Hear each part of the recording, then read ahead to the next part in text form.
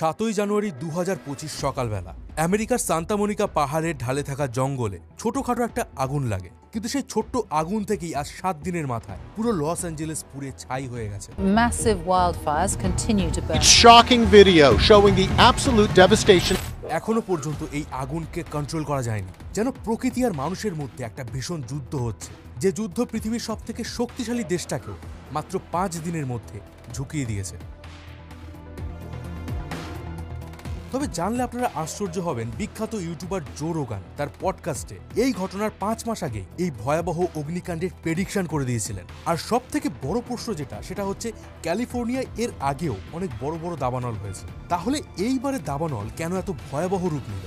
আর যেটাকে সবাই দাবানল বলছে সেটা কি আদৌ প্রাকৃতিকভাবে হয়েছে, নাকি এর পেছনে কোনো গভীর ষড়যন্ত্র লুকিয়ে আছে? কারণ আপনি যদি দাবানলের এই ম্যাপটা ভালো করে লক্ষ্য করেন তাহলে দেখতে পাবেন যে স্থানগুলোতে দাবানল হচ্ছে তাদের নিজেদের মধ্যে কোনো কানেকশন নেই। প্রশ্ন হচ্ছে এই আগুন এক জায়গা থেকে আরেক জায়গায় কিভাবে ছড়িয়ে পড়ল, তাও আবার একই সাথে।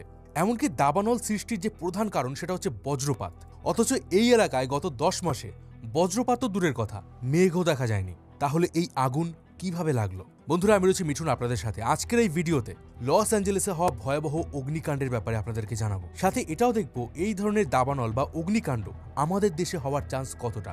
রোমাঞ্চপিডিয়ার অন্যান্য ভিডিওর মতো আজকের ভিডিও থেকে আপনি অনেক কিছু জানতে পারবেন। তো চলুন এবার শুরু করি।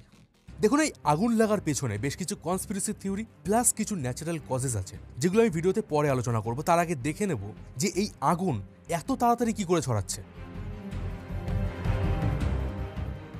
গত 150 বছরের ইতিহাসে আমেরিকার সবথেকে ভয়ানক দাবানল এটা। 7ই জানুয়ারি মাত্র কয়েক ঘন্টার মধ্যে এই আগুন 20 একর এলাকায় ছড়িয়ে পড়েছিল, কিন্তু রাত পেরোতে না পেরোতেই এই আগুন 2000 একর এলাকায় ছড়িয়ে পড়ে। আর আজকের দিনের পাওয়া শেষ আপডেট অনুযায়ী প্রায় 23,000 একর এলাকা এই আগুনে পুড়ে ছাই হয়ে গেছে। ইভেন এখনো পর্যন্ত এই আগুনকে কন্ট্রোল করা যায়নি। তো বুঝতেই পারছেন যে এই আগুনটি কতটা দ্রুত ছড়িয়েছে। এবার এই আগুন দ্রুত ছড়িয়ে পড়ার বিষয়টা আরেকটু সহজভাবে বলি। আমার বাড়ি থেকে 30 কিলোমিটার দূরে হলো কলকাতা। এবার কলকাতায় যদি কোথাও আগুন লাগে, সেই আগুন আমার বাড়িতে আসার চান্স কতটা? একদম নেই বললেই চলে। কিন্তু লস অ্যাঞ্জেলেসে এটা হয়েছে। একটা এলাকা থেকে আর একটা এলাকা, যার দূরত্ব প্রায় কয়েক কিলোমিটার, এক রাতের মধ্যেই পুরো এলাকা পুড়ে ছাই হয়ে গেছে। তো প্রশ্ন হচ্ছে আগুন এত দ্রুত কিভাবে ছড়াচ্ছে? এর উত্তর রয়েছে ক্যালিফোর্নিয়ার জিওগ্রাফিতে। ক্যালিফোর্নিয়া আমেরিকার একদম পশ্চিম দিকে অবস্থিত একটা বড় রাজ্য, আর ক্যালিফোর্নিয়ার ঠিক দক্ষিণ পশ্চিমের এই জায়গাটায় রয়েছে লস অ্যাঞ্জেলেস। শহরটার আয়তন বিশাল। জনসংখ্যার দিক থেকে এই লস অ্যাঞ্জেলেস আমেরিকার দ্বিতীয় বৃহত্তম শহর, যেখানে প্রায় 40 লক্ষ মানুষ বসবাস করেন। তবে শহরের আশেপাশে আরো প্রায় 90টা ছোট ছোট শহর রয়েছে, যেগুলোকে একসাথে বলা হয় লস অ্যাঞ্জেলেস কাউন্টি, মানে লস অ্যাঞ্জেলেস মহানগর এলাকা। আর এই পুরো এলাকায় প্রায় 1,30,00,000 মানুষ বসবাস করেন। প্রশান্ত মহাসাগরের একদম উপকূলে এই পুরো শহরটা রয়েছে। পশ্চিম দিকে এখানে অনেকগুলো সি বিচ রয়েছে, আর পূর্ব দিকে রয়েছে স্যান গেব্রিয়েল পর্বতমালা।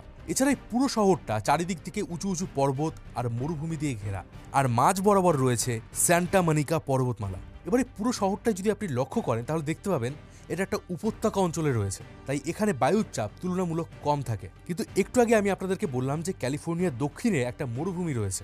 এই মরুভূমি থেকে একটা উচ্চ চাপযুক্ত গরম হাওয়া লস অ্যাঞ্জেলেসের উপর থেকে বয়ে যায়, আর এই হাওয়াটার নামই হলো স্যান্টা আনা। এই গরম বাতাস প্রচন্ড স্পিডে উপত্যকার নিম্নচাপ অঞ্চলে নেমে আসে, আর হঠাৎ করেই পুরো এলাকায় হাই প্রেশার ক্রিয়েট করে।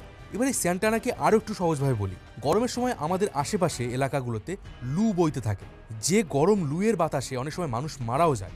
তো স্যান্টা আনা আর এই লু বলতে পারেন একই প্রকার।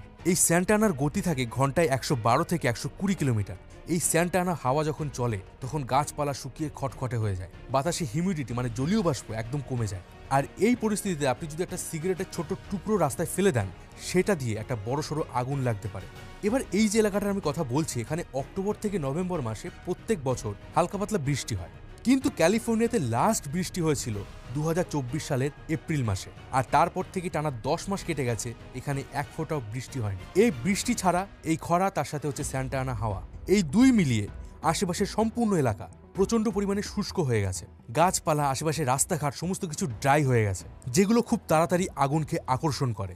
আর কোনোভাবেই এই সম্পূর্ণ এলাকা যদি আগুনের সংস্পর্শে আসে, স্যান্টা আনা সেই আগুনের মধ্যে ঘি ঢালার কাজ করে। 120 থেকে 110 কিলোমিটার গতিবেগে চলতে থাকা এই হাওয়া এই আগুনকে মুহূর্তের মধ্যেই এক এলাকা থেকে আরেক এলাকায় নিয়ে যায়। তবে এই আগুনে সবথেকে বেশি ক্ষতিগ্রস্ত হয়েছে প্যালিসেডস নামে একটা posh area, Mandy Moore, Paris Hilton, Ben Affleck, Cary Elwes, Tom হ্যাঙ্কসের মতো বড় বড় সেলিব্রিটিদের বাড়ি এই এলাকাতেই রয়েছে।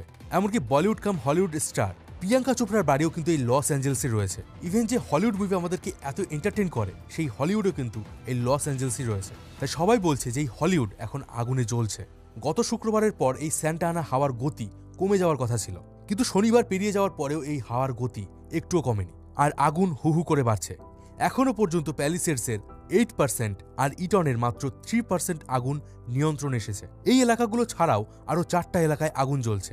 আগুন নেভাতে এত বেশি পরিমাণ জল ইউজ করা হচ্ছে যে পুরো এলাকায় জলের সংকট দেখা দিয়েছে। পুরো এলাকার সব জায়গায় বিদ্যুৎ কানেকশন অফ করে দেওয়া হয়েছে যাতে বিদ্যুতের তারের মাধ্যমে এই আগুন ছড়িয়ে পড়তে না পারে। সব বিলিয়ে ঝা চকচকে লস অ্যাঞ্জেলস আজ কালো ধোঁয়ায় ঢেকে গেছে।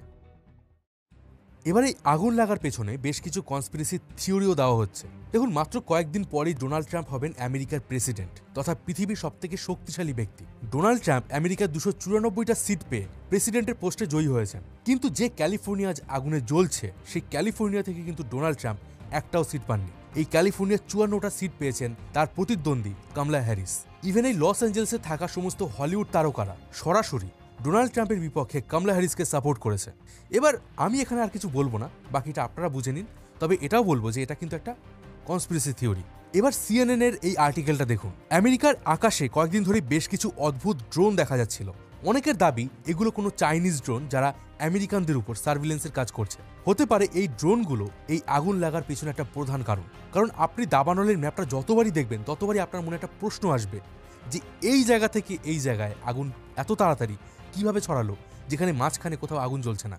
এবার নেক্সট যে কনস্পিরেসি থিওরি সেটাকে ইলন মাস্কও সাপোর্ট করছেন এবং তিনি টুইটারে শেয়ারও করেছেন। ওয়ান ম্যানুয়েল নামে একজনকে পুলিশ অ্যারেস্ট করেছে।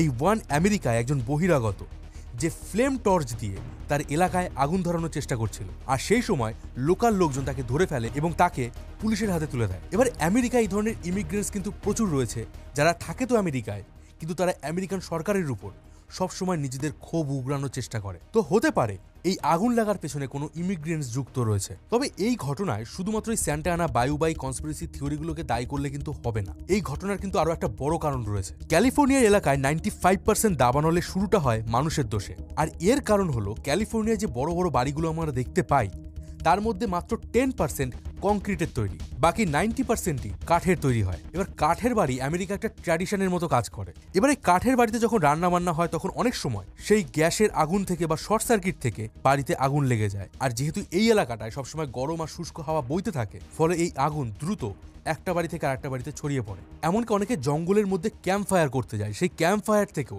জঙ্গলের মধ্যে আগুন ছড়িয়ে পড়ে। এছাড়া যারা স্মোকিং করে তারাও অনেক সময় জঙ্গলের যেখানে সেখানে আগুন ফেলে দেয়। বা ধরুন রিসেন্টলি নিউ ইয়ারের সেলিব্রেশন হয়েছে যেখানে প্রচুর পরিমাণে বাজি পটকা ফেটেছে, তো হতে পারে সেখান থেকেই কোনো আতশবাজির টুকরো জঙ্গলের মধ্যে গিয়ে পড়েছে আর এই আগুনের সৃষ্টি করেছে। তবে এখনো পর্যন্ত এক্স্যাক্টলি কী কারণে এই আগুন লেগেছে সেটা সামনে আসেনি।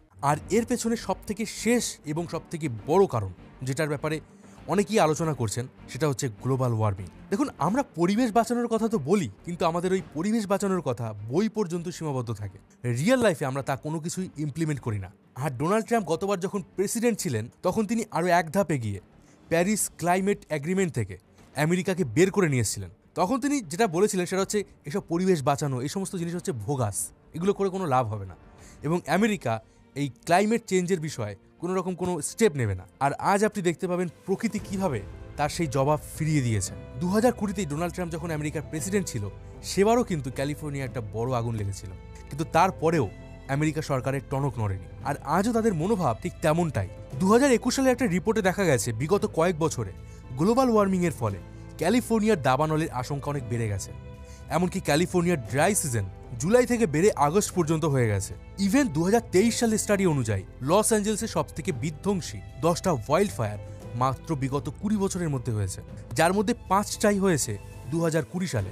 তবে এই আগুন লাগা কিন্তু একটা ভালো দিকও নিয়ে আসতে পারে। যখন আমেরিকার সাথে কোনো কিছু খারাপ হয় তখন আমেরিকা সেই বিষয়ে গুরুত্ব দেয়। 9/11-এর অ্যাটাকের আগেও কিন্তু সারা বিশ্ব জুড়ে বহু টেররিস্ট অ্যাটাক হয়েছে, কিন্তু তারা 9/11-এর পরেই কিন্তু টেররিস্টদের বিরুদ্ধে অ্যাকশন নিতে শুরু করেছিল। তো এবারও মনে করা হচ্ছে এই যে এত বড় একটা ওয়াইল্ড ফায়ার হলো যার প্রধান কারণ হচ্ছে ক্লাইমেট চেঞ্জ, এবার হয়তো আমেরিকান ইনফ্লুয়েন্সাররা, হলিউড অ্যাক্টররা বা তাদের পলিটিশিয়ানরা ক্লাইমেট চেঞ্জ নিয়ে স্টেপ নেবে। এটা তো আমার ধারণা, আপনারও কি সেটা মনে হয়? তাহলে কমেন্ট করে অবশ্যই জানান। এবার প্রশ্ন হচ্ছে, এই ধরনের দাবানল কি আমাদের দেশেও হতে পারে? দেখুন, আজকের দিন পর্যন্ত ভারতে স্যান্টা আনার মতো গরম হাওয়া খুব একটা বেশি নেই। গ্রীষ্মকালে যে লু হয় তার পরিমাণও কিন্তু খুব কম। এমন নয় যে কয়েক সপ্তাহ টানা এই লু বইতে থাকে, আর এখানে নিয়মিত বৃষ্টিপাতও হয়। তাই এই মুহূর্তে এই ধরনের ভয়াবহ অগ্নিকাণ্ড ভারতে হওয়ার চান্স খুবই কম। কিন্তু এই ধরনের ঘটনা যদি একবার হয়, আপনি কল্পনাও করতে পারবেন না যে কি ভয়াবহ পরিস্থিতি হতে পারে। কারণ আমাদের দেশে ফায়ার ফাইটিংয়ের এত উন্নত টেকনোলজিই নেই যেটা আমেরিকায় রয়েছে। আমেরিকায় এত কিছু থাকার পরেও তাদের সব কিছু ফেইল হয়ে যাচ্ছে। সেখানে আমাদের শহরের এমন এমন অলিগলি রয়েছে যেখানে দমকলের একটা গাড়ি ঢুকতে পারে না। ফায়ার ব্রিগেডের কাছে নিজস্ব কোনো হেলিকপ্টার নেই, এমনকি রাস্তায় কোনো ফায়ার হাইড্রেন্টও রাখা নেই। অনেক বিল্ডিং এমন রয়েছে যেখানে ফায়ার সেফটি মেইনটেনই করা হয় না। 99% মানুষের বাড়িতে একটা সিম্পল ফায়ার এক্সটিংগুইশারও নেই। লোকজন রাস্তার ধারে নোংরা ফেলে যেখানে সেখানে সেগুলোতে আগুন ধরিয়ে দেয়। দেখুন, ক্যালিফোর্নিয়াতে এর আগেও অনেকবার আগুন লেগেছিল, কিন্তু তারপরেও এখানকার সরকার কোনো রকম পদক্ষেপ নেয়নি। তারা এই আগুনকে তাড়াতাড়ি কন্টেইন করার কোনো প্রসেস ডেভেলপ করেনি। এক কথায় ক্যালিফোর্নিয়া এতদিন ভাগ্যের জোরে বেঁচেছিল, আর আজ তাদের ভাগ্য তাদের সাথ দেয়নি। আর ঠিক সেইভাবেই আমরাও ভাগ্যের জোরেই বেঁচে আছি। জাস্ট একদিন আগুন লাগবে আর হাওয়া ভুল ডিরেকশনে চলবে, ব্যাস গ্রামের পর গ্রাম, শহরের পর শহর পুরো ছাই হয়ে যাবে। তবে এসব বলে লাভ কি? সরকার থোড়ি আমাদের কথা শুনবে। আর আপনারাও তো নিজেদের অধিকারের জন্য সরকারের কাছে কিছু প্রশ্ন করেন না। তো ওয়েট করুন, পরিবেশ ধ্বংস করুন, একদিন দেখা হবে। সেদিন ছাইয়ের উপর দাঁড়িয়ে রাজনীতি হবে।